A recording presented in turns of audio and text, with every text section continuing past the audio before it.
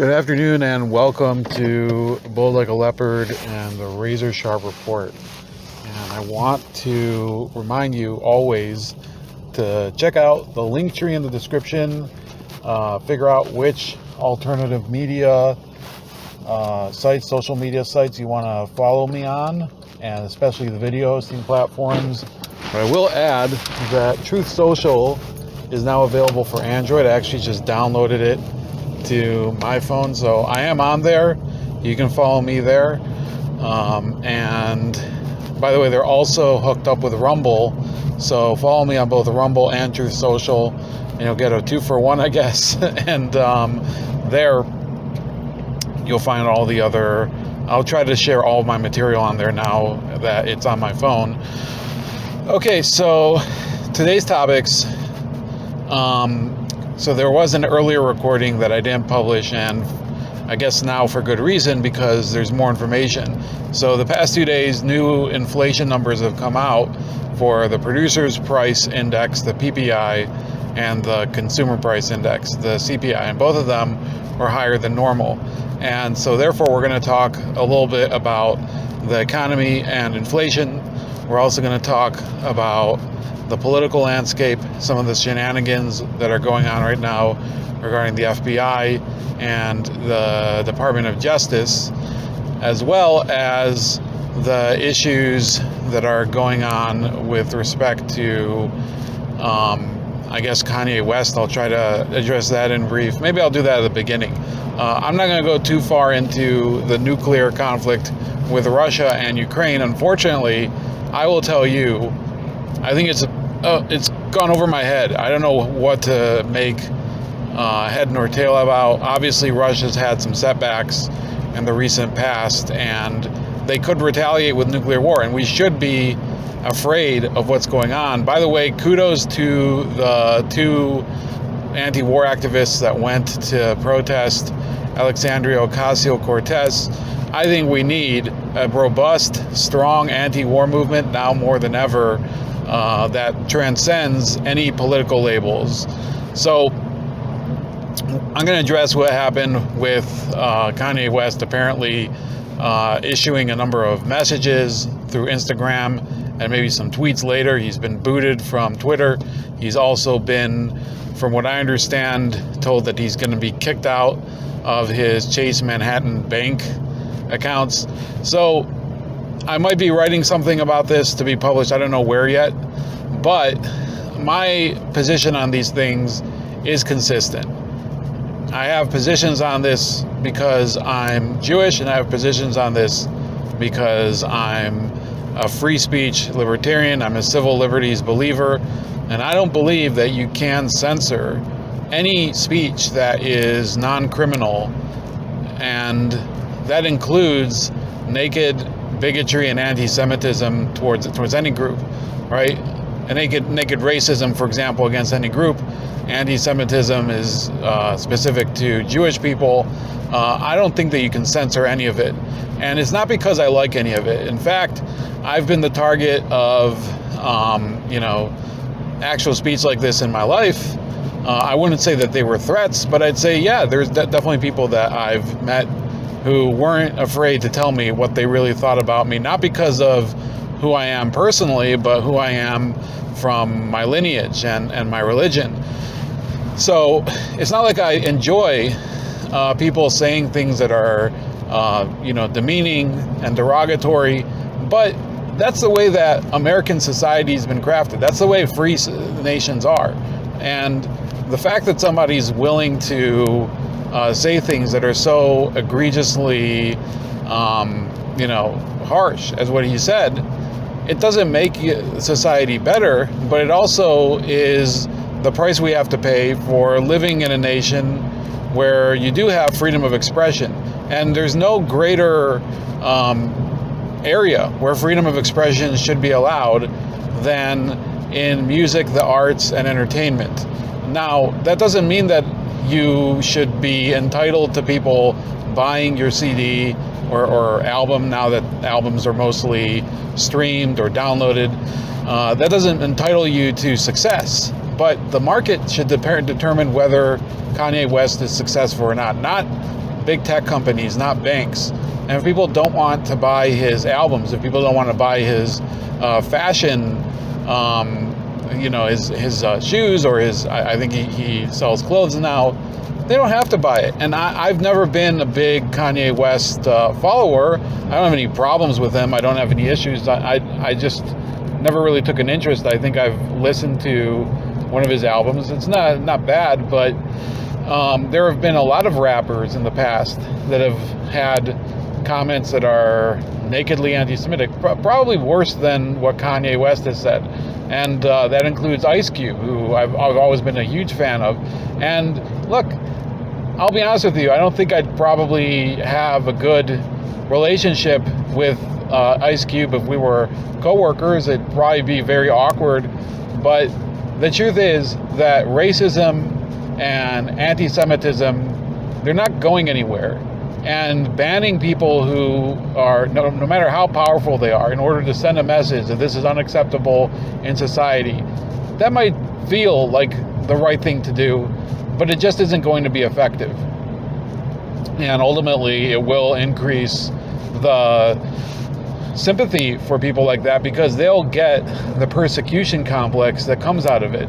And it's already happened many, many different times to people who are much more, what would be the word? Much more acutely racist or anti-Semitic. So people like Louis Farrakhan have been censored in the past, and it doesn't diminish the support for him by the people who are inclined to support Louis Farrakhan, because he just has a movement that has a certain appeal to a certain type of person. And that's just the way it is. I'm sorry. Mel Gibson, too. Mel Gibson's career for a little while was derailed by his comments back in the 2000s, including one that was during a DUI arrest. And he's back. Why? Because people want to watch films that are directed by Mel Gibson. It doesn't mean that you have to watch them. It doesn't mean that the films are necessarily good. Actually, I would say that I like Mel Gibson's films, and I have like a sense of irony when I watch a Mel Gibson film, and I'm like, what does this guy really think, and whatever. But it's a free country, at least as of right now. It's becoming less free, and we're going to have to live with this, or we're going to be not a free country. And you know who people will blame for that? They'll blame people like me, even though many people who live in the Jewish community, they know that censorship will fail. There's a big vocal group that thinks that it's a solution, the ADL and the likes of them, and many other people, people like Lawrence Tribe. They think the answer is to tell people what to say. They don't think that the answer is to say what you believe and try to put your beliefs out there and debate things and have a rational discussion. They don't think that that's the answer. Anyway, so I spent enough time on that for today. We're going to get to the economy, which I think is the story, okay? The economy is the story. The Kanye West controversy is the distraction. The economy is going off the rails. The consumer price index today came in at 8.5%. That is well above what they were thinking it was going to be. The whole reason that people are discussing this is because the Fed has been trying, and I say trying in quotes, to fight inflation after years of enabling it. And all of the quantitative easing, which means the Fed basically printing money, all of it, which has been going on for about 20, 25 years, that is what should have been focused on, instead of right now trying to make up for lost time by doing interest rate hikes and basically trying to put the genie back into the bottle and putting the toothpaste back into the tube. Well, you can't do it. Just like anti-Semitism can't be unsaid. It's out there. Just accept it. But the bigger question is, how do people prepare for what's ahead? Because we're talking about a major societal tragedy that's up ahead that everybody's going to have to deal with. Doesn't matter what background you're from, because when you go to the store, they don't ask you what religion you are. They're not gonna ask whether you're Mexican or white or black or whatever. They're gonna charge you what it costs in order for them to be able to keep the lights on. And they have a harder time than ever. Actually, this weekend, I was having lunch with my dad and our family and my wife in a sukkah. A sukkah is what Jews sit in on our holiday called Sukkot. And we're sitting there and everybody's complaining about the high prices at the Jewish stores and restaurants, even more so. And the thing I was struck by is that people think that it is a matter of greed. It's not a matter of greed when people hike prices. People try to make ends meet. They're trying to make their business make as much money as possible, and therefore the customer who suddenly has to pay higher prices sees this as them gouging. Well, it's not gouging when you know that it's costing you more to put something on sale than you hike the prices. Now, the truth is, in some of the cases that we've seen that we were talking about during that meal, they hiked the prices, but it also sort of destroyed the incentive for people to buy, because why would you buy something that was much higher quality before and you had much, for example, these sandwiches that you would get all these toppings and different additions for free, and now you have to pay more, and you don't get those additions for free. You have to pay for each topping, so people don't buy as much. I specifically don't. So that restaurant sells, in the end, less sandwiches because less people can afford that sandwich, and they still can't afford to sell that sandwich for the old price because their ingredients are going up. So nobody's enjoying it. That's the price of inflation, that the business loses because there's customers who can't afford to go as often as they could before. They buy less than they used to, and they also may bellyache to their friends about how awful things have become, and they don't want to go back to this place because they can't get what they used to. So the restaurant's reputation goes down. So they're in a no-win situation here.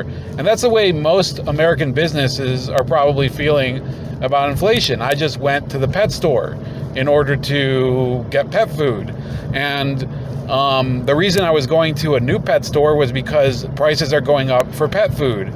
And we have to sort of think ahead and figure out how to feed our pet in order to stay ahead of inflation for him, because it's going to get worse for everybody else, for me and my wife.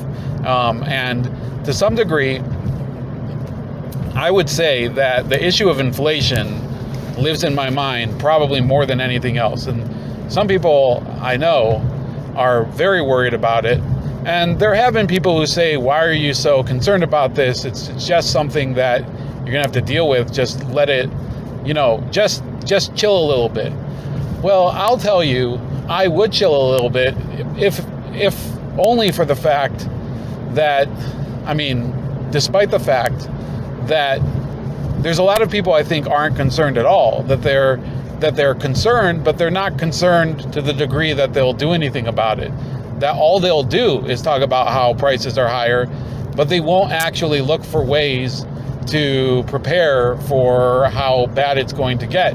And it is going to get a lot worse, because if you haven't heard, so this is a related topic, and unfortunately it's gonna have to get political. So we're putting on the yellow get political siren right now. Wee you, getting political here. So today it was revealed by the Saudi Foreign Ministry that they had refused a request, I guess you could call it, by the Biden administration to defer some cuts in oil production until November, until next month, until after the election. And instead, they're just going to go right ahead and do it now. And this has sent oil prices going higher. And this is a bad sign for the Biden administration, because one of their key issues trying to retain control of both houses of Congress was that they needed to keep gas prices relatively affordable, and they couldn't allow them to get higher to the point where it was $5 a gallon in some cases, especially this close to an election. So they needed the Saudis to do them a solid. And what did the Saudis do? They said, well, no, really, we're going to do ourselves a solid. So this whole thing is part of a problem that's going to be getting worse, which is that the U.S. government needs Saudi Arabia much more at the moment than Saudi Arabia needs the U.S. government. The Saudis are dependent on the U.S. for some specific things. Those things are military hardware and a protection envelope, meaning that if the Saudis are attacked, the U.S. is to some extent committed to defending them. Remember, we defended the Saudis during the Gulf War. We were loosely defined defending them before that during the Iranian Revolution and during the Cold War. The U.S. and Saudi Arabia have had a long and sometimes beneficial relationship and sometimes, downright awful relationship, right? The Saudis were complicit in the 9/11 attacks at some level. So we have a give and take relationship with Saudi Arabia. But at the moment, because of our terrible domestic energy policy, Saudi Arabia knows that we need them more than they need us. So the Saudis are thinking, why do we need a person like Joe Biden why do we need to help him when he's such a pain in our ass, right? Then the Saudi Arabians have to listen to him complain about their human rights record, which is terrible, but let's put that to the side for a second. When they hear him say that he's not going to kowtow to Saudi Arabia, when they hear him, basically boast about how, it's not going to be like with Trump, there's not going to be this willingness to overlook things like the Khashoggi incident. And instead, the Saudis said, you know what? If you're not willing to play ball with us, well, that's the way we'll play it. We're not going to increase production. We're actually going to decrease production. So the U.S. government said, okay. So you're going to decrease production. Why don't you do that after the midterms? That way, we're not going to have any political ramifications for it. Well, the Saudis they're not idiots. They know that, first of all, they can earn more money because the price of oil is going to go up. So they're going to do less work, make more money. And why do they have to care that Biden is going to lose some political capital from it? In fact, if they actually benefit to some extent from Biden losing some altitude in the polls and perhaps taking a tumble in the election, because they don't actually like him, right? They only like a person insofar as they can get something out of him. And Biden is literally, squandering any good relationship he has with any country. We actually have terrible relationships here in the U.S. with almost any foreign power that you can think of.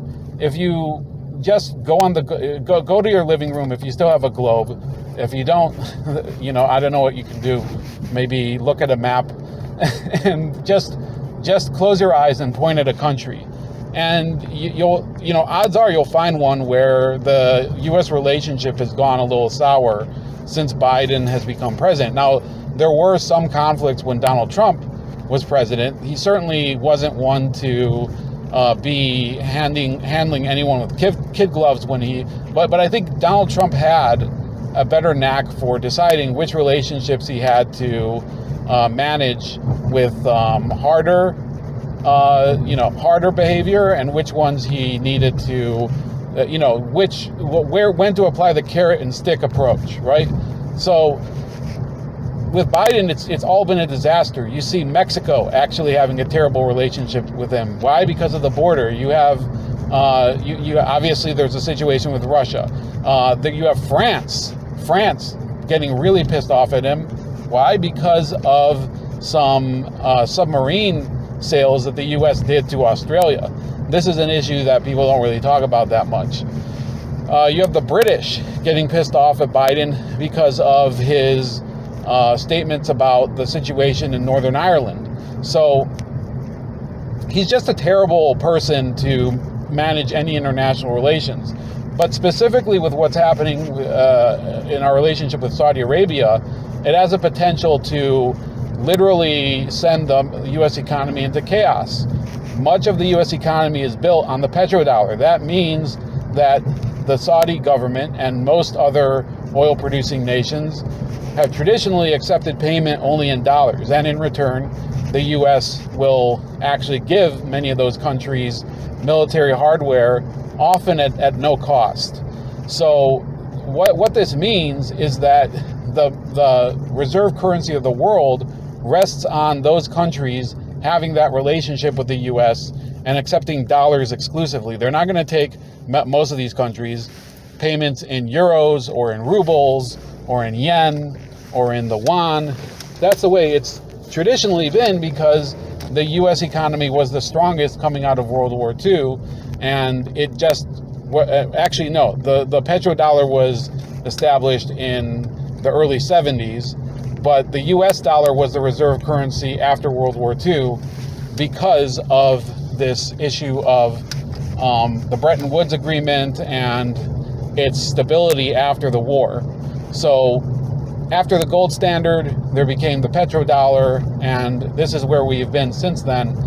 That's falling apart because the Saudis and some of these other oil-producing nations, they're realizing that this leverage is starting to slip. The U.S. is so far in debt, and they've mismanaged their economy so poorly.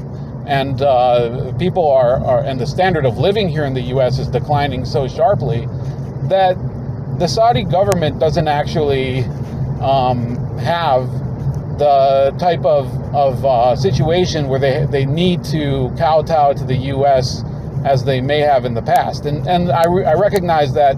I think there's other points where we have bowed down to the Saudis in order to keep them satisfied. Remember the 28 pages from the 9/11 report that were censored for many years. So I'm not trying to say that it's a one-way relationship where we just abuse the Saudis. I think the Saudis have abused the relationship too, but at this point they're saying, well, we can abuse it even more. And there have been other points, such as the 1973 OPEC oil embargo. So we have to start to look at these relationships that are starting to unravel, partly as a result of mismanagement by the Biden administration, but also because of many, many years of financial misconduct by the Fed, monetary policy misconduct, and also because of our out-of-control spending habits as a nation, right? The U.S. has been spending crazy amounts of money on entitlements, on Medicare, Medicaid, Social Security, Obamacare, S-chip. There's many programs that people don't even know the names of. Unfortunately, the VA plays into this. Not that I'm saying that we shouldn't take care of veterans, but the way that budgets are being run, it just isn't sustainable. And people know it. And there's people that have listened to my podcast or they look at figures like Rand Paul or Peter Schiff, people that I've always been supportive of, and they say, these people have no heart. All they care about is the money. Why don't they care about the people who actually have to, draw on these benefits, the people that depend on them? And I'm here to tell you that the answer is, it's not going to matter, okay?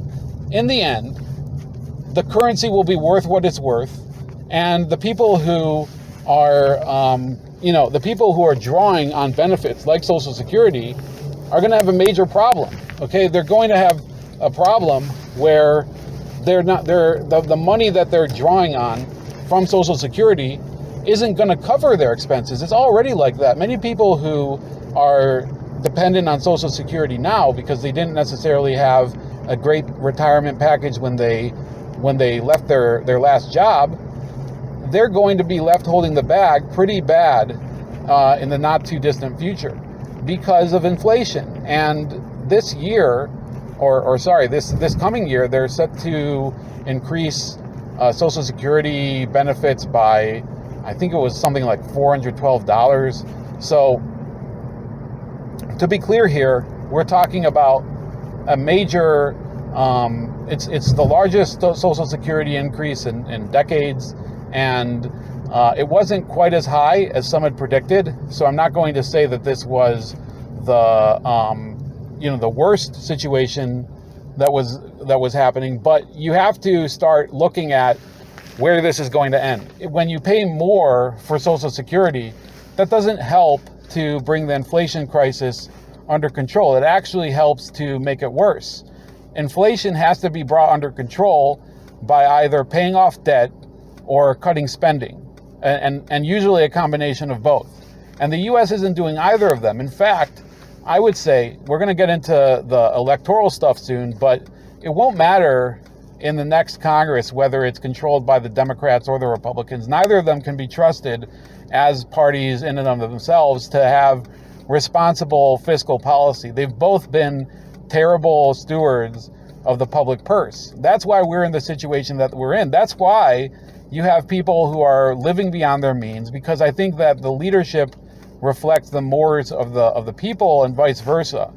We're electing people into office that will promise to give us more, and therefore when they spend more than they have, and they raise taxes and they dilute the currency, they spend more. The Federal Reserve also creates more money. It's a vicious cycle, and people can't get enough of it. In fact, you're going to have people, unfortunately, going forward that will say, the problem is that we didn't spend enough socially. The problem is that we've only let the rich get away with things. The problem is that we need to tax higher. We need to do more of this. So people are not going to get the message that what we've been doing until now is how we've gotten into this mess. Many of them are going to buy into these solutions that are largely resting on socialist or other, I'll broadly call them socialist mindsets, right? So to go into the actual electoral politics that are at hand right now, okay, affected by everything we talked about before, I think that the 2022 election could be a major disaster for the Democrats. And that's assuming at the moment that the election is lawful and fair and that people go out to vote. Because if people have enough faith in the system, and there have been since 2020 with all of the issues that I can't talk about that happened in 2020, there have been elections in places like Virginia where the Democrats have been completely gobsmacked by people coming out and voting and deciding to kick out the people who have been running things. So I don't predict the Democrats will have a very good night in November if the election is once again free and lawful. And that's to exclude any statements about the 2020 election. So when you go race by race, I think that in Wisconsin, Ron Johnson is pulling ahead and will probably win by a substantial margin over his opponent, Mandela Barnes. It's not because Barnes is a terrible candidate. I actually heard him at the debate. He sounded like he knows how to conduct himself. He's a pretty savvy communicator. A lot of candidates just aren't, and that's not really the problem. The problem is that I think he's out of touch. I think he's talking about issues that voters cared about 2 years ago when they were constantly being beaten about the head about COVID and, police violence and whatever. And now the consequences of that election, the consequences of defund the police, and the consequences of the shutdowns, those are what people are dealing with. So I think Mandela Barnes is going to be defeated by a substantial margin. In Wisconsin's gubernatorial election, I think the governor's seat is really up for grabs, but if pollsters are undercounting Republicans, as it seems they are, you're going to see an easy win for Tim Mitchell, who's a Republican candidate. The next election I think I'll address is,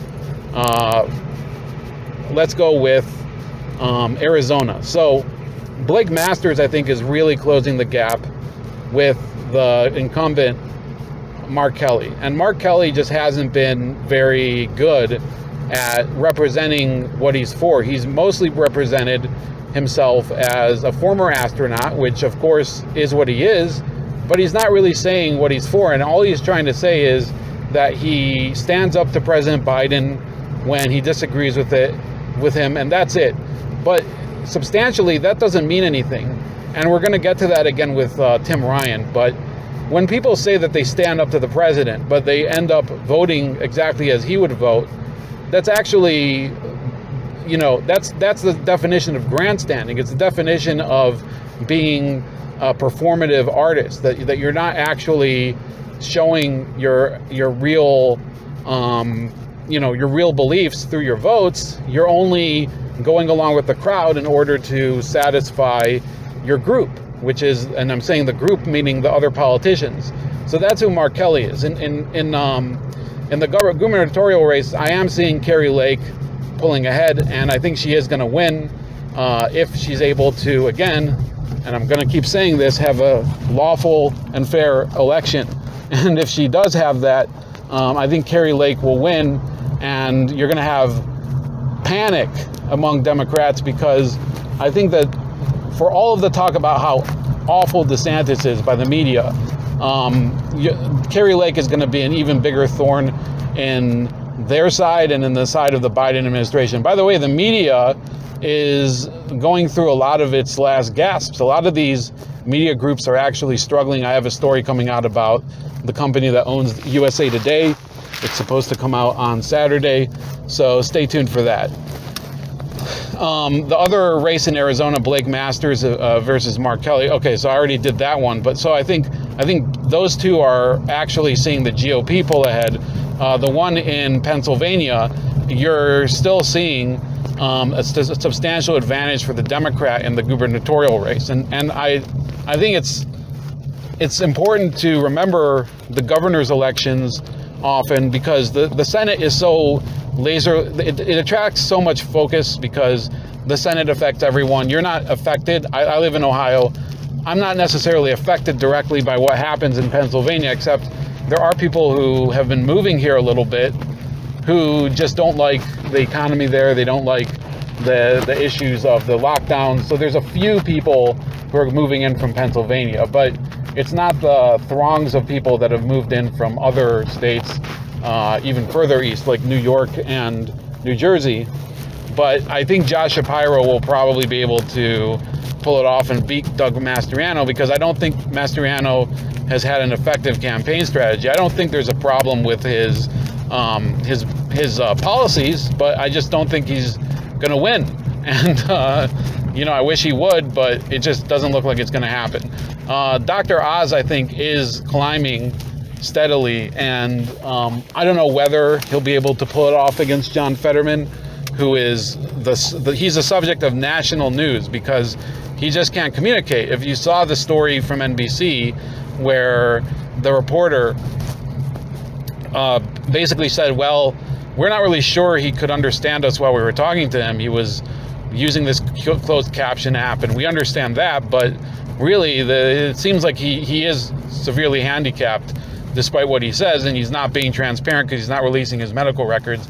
Well, all this conversation about Fetterman is keeping the attention on him. The Fetterman campaign wants the attention on Oz because they want people to think that Oz is this terrible guy who's moving in. He's an outsider. He's a hack. He's a quack. And they just can't get the conversation to refocus on Dr. Oz because Fetterman is just a disaster. He doesn't have, and plus he's not able to run away as easily from some of his previous statements regarding criminal justice and the economy and fracking. So people are openly saying that John Fetterman is very vulnerable and he may not get elected to the Senate, which would keep the seat in Republican hands. And that would be an upset, by the way. So if the Republicans succeed in winning Pennsylvania, and if they also can keep Georgia, which is also a very tense race, and they might end up losing Georgia, but if the Republicans can take back Georgia and keep Pennsylvania, they will have a majority. They'll also likely win Nevada. That's another race I forgot to mention. I was going to go there after Arizona. But Nevada is steadily tipping to the Republicans. Adam Laxalt is running a campaign that is considered to be one of the most effective in the country. And if he gets elected, I don't know how all these senators would perform, even if they're Republicans. They could end up being terrible. I mean, we've had Republicans who get elected like Marco Rubio, and they're just not really. Yeah, I mean, it's like you ever buy a toy when you were a kid and you open the box and it's completely not the same thing, and it's like and it's not even an issue of some assembly required. It's like it doesn't even assemble. Well, that would be Marco Rubio. So Rubio is running for re-election right now, and many people were dissatisfied with him, but people are voting for the lesser of two evils. But I hope that Adam Laxalt and the other Republicans who come in that are new, that I think will get elected, right? It's no done deal anywhere. But I hope that they'll prove to be decent and not like the Republican Party has produced for many years, these duds. And that's the vast majority of Republican senators and congressmen. The next race we're going to talk about is Ohio. I don't think that Tim Ryan is going to be able to take the seat from the Republicans. Tim Ryan, I think, in his debate with J.D. Vance, laid an egg. And one of the reasons for that is he's been talking about what he's done and how he stands against the Democrats, and he agrees with Trump on X, and yet he can't really point to any accomplishments where it was him who was the central player. And that's one of the keys, that if you've been in Congress for so many years and you want to be getting what effectively is a promotion to the Senate, and you don't have any bills that are under your name, you don't have any big pieces of legislation, no breakthroughs. And then one thing that he said, which was pathetic, was that he is fighting fentanyl by trying to introduce a resolution to call it a weapon of mass destruction. A resolution doesn't do anything. There has to be not only a resolution, but an actual act to counteract whatever issue that you're talking about. And we already have the war on drugs. Passing a resolution about fentanyl is literally meaningless. What's it going to do? So are you going to bomb the fentanyl factory? Is that what you're saying, Tim Ryan? So I think that his debate was one of the worst performances that I've seen. Obviously, he tried to land some haymakers in the eyes of his followers, for example, when he said that he wants to be an ass kicker, not an ass kisser like J.D. Vance. So that was an easy dig, because that's what Trump said about J.D. Vance. But it's something that he's been saying consistently all the time. When people repeat the same joke, it doesn't really have as much punch. And I think J.D. Vance also shoved his head in the mud a little bit. I watched both the Ohio debate and the Arizona debate, and J.D. Vance, I think, had the most potent dig when he said that the issue of the 10-year-old girl from Ohio that had to have the abortion, it wouldn't have happened if the illegal alien that committed the rape of the girl had not been allowed in the country. So these are issues where I think Tim Ryan simply is out of his depth, and I don't think Ohioans are really going to buy it, which is why he, as a Democrat, is running away from his party. He's trying to say that he's not the typical Democrat. He's trying to say that he doesn't agree with Biden and doesn't agree with Pelosi, despite all of his voting record. And J.D. Vance is able to run by saying he is consistent with his claims, and he's going to stick with the Republican Party claims. That shows that the Democratic position is weak in Ohio. And it is, because apart from Sherrod Brown, who's our other U.S. Senator, Ohio is a pretty red state. And I hope it gets redder, but redder in the better way, right? It becomes a state that is low tax, low regulation, and pro-business, and also eliminates a lot of these other woke social incentives or initiatives that people are putting forward. So I actually have to go, but I hope you all enjoyed, and I do think that you should try to deal with the oncoming crisis, look into some precious metals, look into some emergency food. Start planning before it's too late. Look at the link in the description below to my link tree, and find me on the other social media and video hosting platforms, Rumble, Odyssey, and BitChute. And have a great day, and I'll talk to you later.